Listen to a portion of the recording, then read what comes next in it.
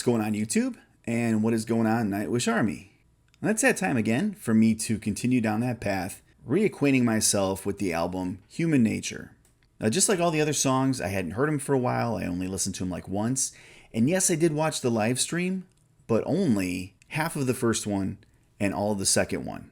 So I think I turned the first one on literally as Shoemaker was ending. So I promise you this is still going to be a little bit fresh in my head, but we'll still do the analyzing thing and all that. So let's do it. All right, so I'm sorry about the picture. I was looking for something to put up there, and I just had to. That reminded me of like Empu sitting there on the moon drinking a Corona, right? Maybe it is. So really quick, like usual, a little bit of a background story with the song. Since the album Human Nature is reconciling humans to nature, what Thomas does in this song is call to mind the fact that Earth is not really our true and exclusive home. And it's really, at the root of it, not really where we came from. Way back during the Big Bang, when everything came into existence, matter was mostly hydrogen. And all these young stars formed, and they burned very quickly. And as they did so, they formed heavier elements, and then exploded. And then those remains went across the universe. And it happened over and over and over again as heavier and heavier elements were made. So by the time our solar system came around, that process had already happened who knows how many times. And of course, all the matter that came to be to create the Earth and create us was at one time forged in the heart of an ancient star. So that's pretty cool to think about. And that's kind of what Thomas is talking about here. We tend to think of the Earth as being our exclusive home. And even at the end of the album, I remember Floor quotes, I can't exactly remember who she quotes, but talking about how everything that we've ever known, as far as mankind is concerned, happened on that little blue dot. But it didn't all start there, and it probably won't end there. The very stuff, the molecules that make up your body and mine, have traveled across the universe before coming here. So the really neat thing about this song is Eugene Shoemaker was the first and only person buried off planet.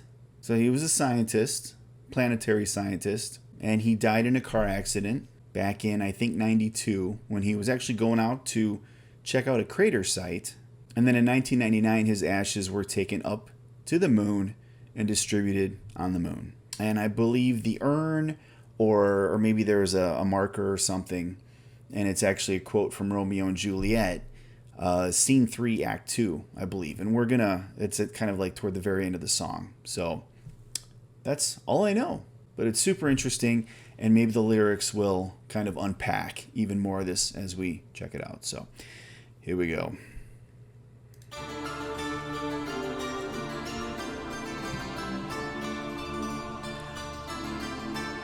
Okay, really quick, somebody let me know, because that either sounds like a harpsichord or maybe like one of those funky guitars that Troy plays. So is that Thomas playing that instrument? Or I should say that sound on the keys? Or is that Troy playing one of his little funky string instruments? Let me know.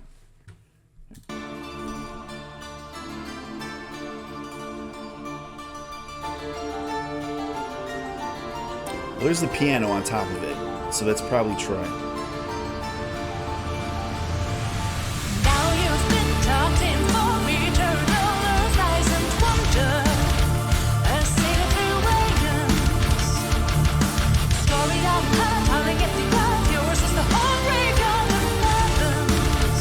The ship that sails home. You're with us, face of the night, singing through the mournful night. I want to sing with you. Your home now outward touches with every dreaming creature. We want to come with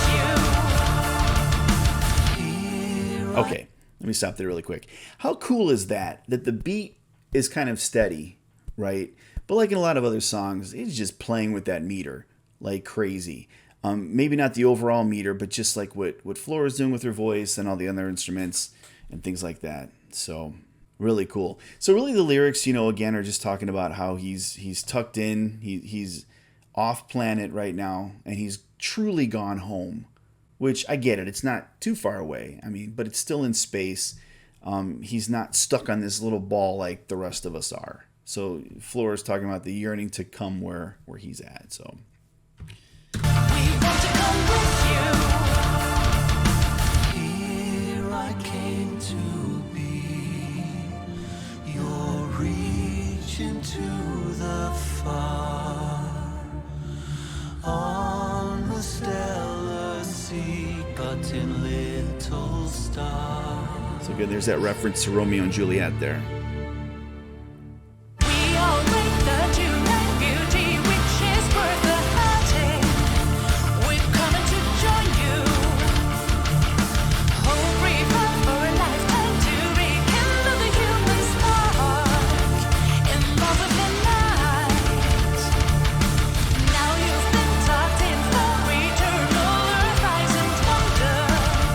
Let's sail through waves.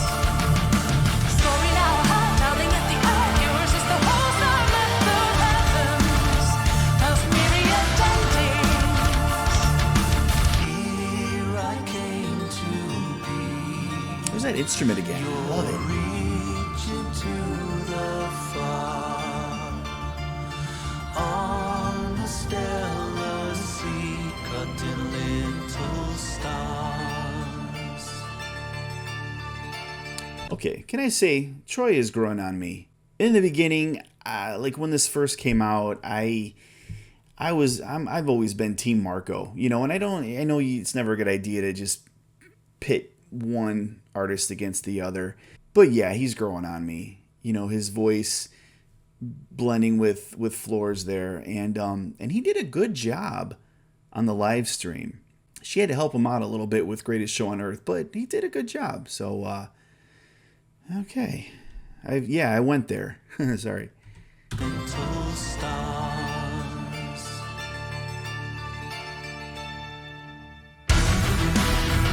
Bit change.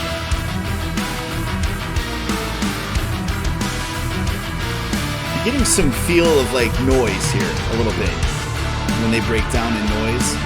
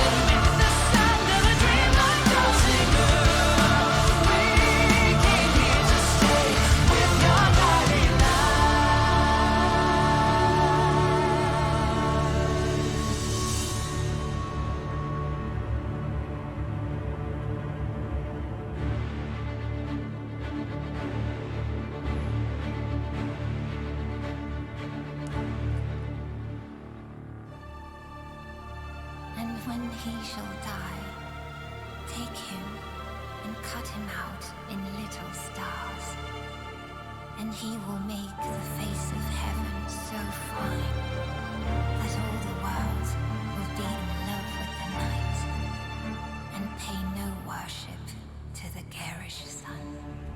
Now I want to catch us while this is all on here. I believe that is Thomas's wife who reads that part, correct? I think. Now, of course, in Romeo and Juliet, this is actually Juliet speaking.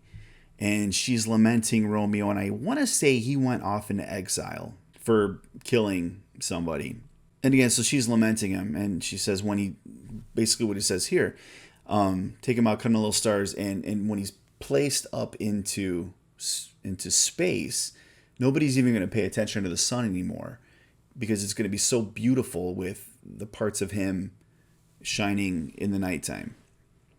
So obviously, the spin here is kind of similar. Shoemaker putting on his urn or whatever it is.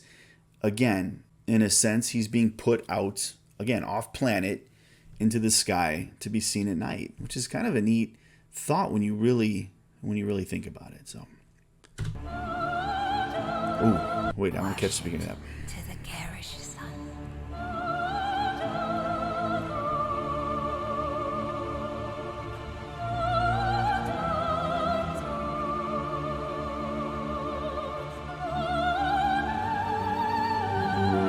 music isn't that good.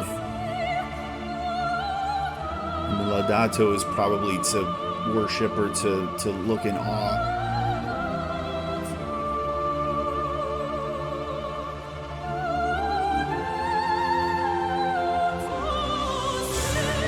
Ad Astra. So like look into the stars with wonder, maybe?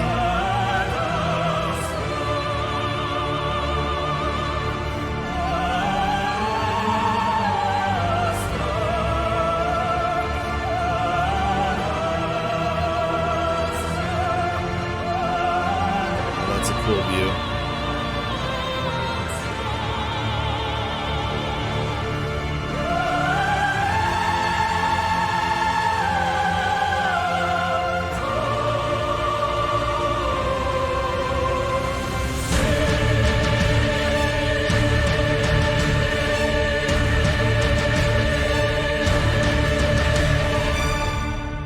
Okay, I was making a weird face there because I could have sworn that was Troy singing with her. I know that a chorus came in later. I want to back up a little bit and listen for Troy's voice in there. Wait.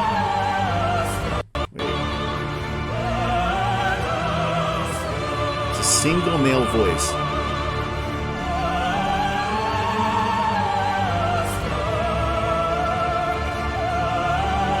If that's Troy, then my respect is even just...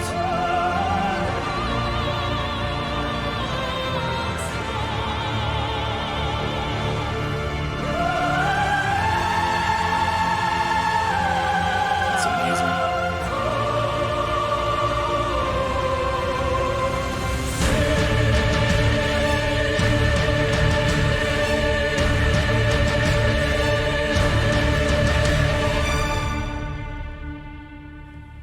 That was such a cool scene at the end there. It would have only been better if it panned back and there was Empu sitting there drinking a Corona, right? So, okay, let's talk about that. All right, so really cool. And I'm super stoked to know that they played that live, because I think there were a few songs that Flora said she wouldn't be able to sing live because they were too tricky. I thought this would be one of them, but I guess it's not. So now that I've checked it out, I can go back to the live stream and listen to that. I'm really trying to do a good job here of looking at things from a fresh perspective. If I tell you guys I haven't heard anything, I'm being honest. I have no reason to lie to you all. So anyways, whatever. But yeah, I will see you guys in the next one, which I don't know. This has taken me, about 2 weeks to do between them. Maybe I'll just go right to the next one instead of going back to another Nightwish song. But I guess we'll figure it out. But until then, from a social media standpoint, I got a ton of things to talk about. I have a Discord server that I'm going to put in the link. And what's cool is I'm partnered up with some other really incredible servers, including the Nightwish Reacticide Discord. If you're not a part of that yet, you really need to be. Because if you even remotely like Nightwish, there are tons of amazing fans from the Nightwish Army. Everybody chats. And all of the reactors are on there as well. Tank the Tech jumps on there a lot. Chase will pop in occasionally. Ginger from Mike and Ginger Reacts. Highly Combustible. And on and on and on. And I started up a Patreon account. Not of my own will. A few of my subs were asking for it, so well, let me check it out. So my very first video is actually a tour of my office, Batcave, and I go through the different books that I have and things like that, and I kind of go around the room because I got some really weird and neat stuff that you haven't seen yet. So, and if you just want a shortened version of that video, you can also check out the behind the scenes making of a reaction video, which I posted yesterday on my birthday. So anyways, enough of me talking. I'm really trying not to be as long-winded as I go along. So guys, as always, be safe, be healthy, and be nice to each other.